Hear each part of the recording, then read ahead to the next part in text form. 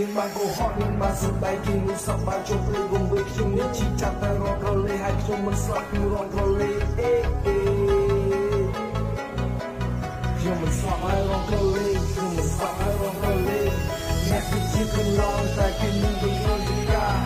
ឬក៏មកពីអស់នឹងមិនស្អីតណ្ហាឬក៏សាជាចាប់គូក៏ឆ្លងទៅលើវាហាបើសិនមកជួបគ្នាខ្ញុំស្រ័យប្រាប់ថាបានសាងជីវិតថ្មីសក់ពេលថ្ងៃសក់ផ្លៃអោបជាប់ឲ្យកាន់ដៃថាអ្វីទាំងអស់គឺថ្មី